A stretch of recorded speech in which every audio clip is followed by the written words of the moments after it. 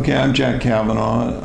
I was diagnosed with multiple myeloma 20 years ago, actually, and my wife at the time, or shortly afterward, decided that she wanted to start an organization to basically inform people more about this disease because it's a relatively rare cancer. And so she started the Arizona Myeloma Network, since we live in Arizona, and she wanted to focus on the local community. And I help her where I can. I support her. I do a lot of work with the organization.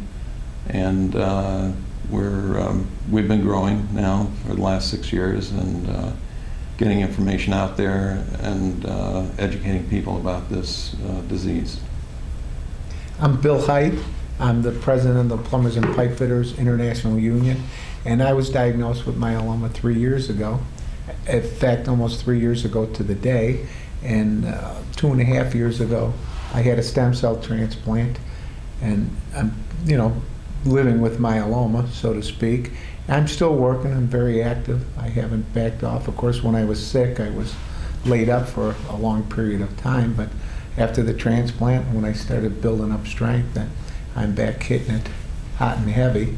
And I have no plans of retiring. I figure I got a few more good years left, and I still got that fire in my belly to represent my members. So I'm planning on working a few more years. And we got involved with the Arizona Myeloma Network through Jack and Barbara. Actually, I met a guy at the Mayo Clinic, and his wife is a volunteer for the Myeloma Network, and she told me about what was going on with them, and I said, hey, it'd be a good thing for us to get involved with to help them raise money for awareness. A lot of our members have myeloma, because they have tough jobs. We work in the nuclear power industry, we work in the petrochemical industry, we have a lot of exposures to radiation and to benzene and other toxic chemicals, and so the myeloma, I was shocked when I had myeloma. I put it in we have a journal that goes out to all of our members, 350,000 of them,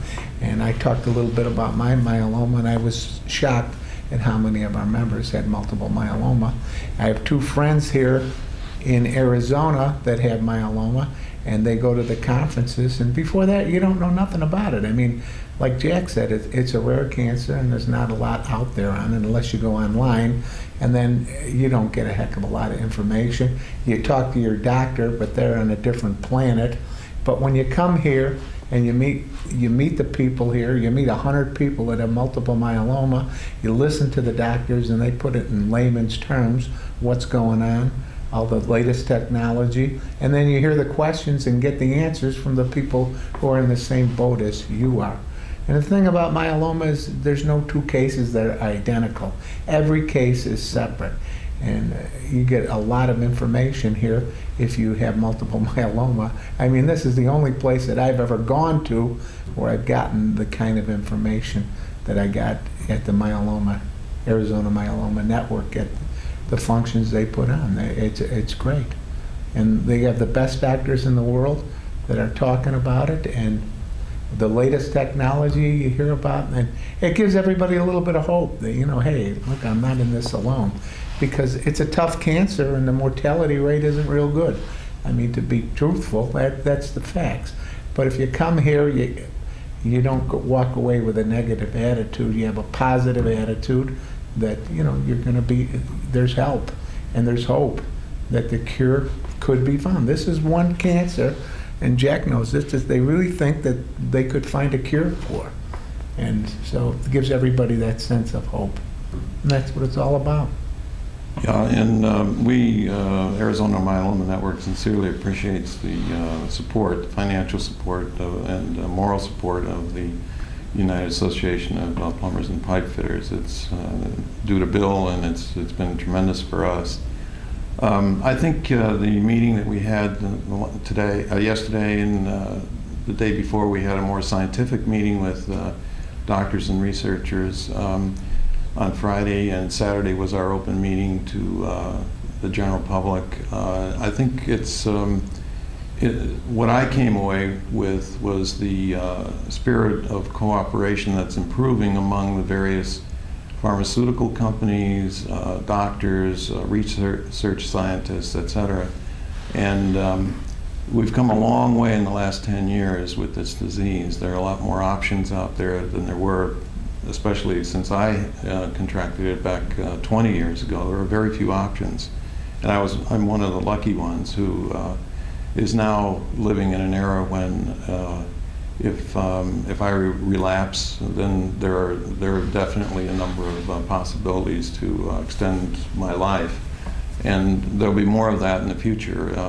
But it was a very positive environment, and I sat in on most of the sessions, and it's very interesting and positive for us to hear patients ask questions and get answers right away, because sometimes they go to their doctors and the doctors are not as well informed as the experts that we had at our meeting. So that was a very positive thing for me. Yeah, Jack's right. You do get a lot of information, and everybody's encouraged to bring in your charts, your blood tests, and your different charts that the doctor provides you. And like Jack said, your doctor might not be a myeloma expert, but you bring in your paperwork, you give it to a myeloma expert, and then he goes through it and gives you free advice. I mean, really, it's like getting a second opinion on your disease. And that's huge, if you think about it, because even these doctors that aren't myeloma experts, they never do that.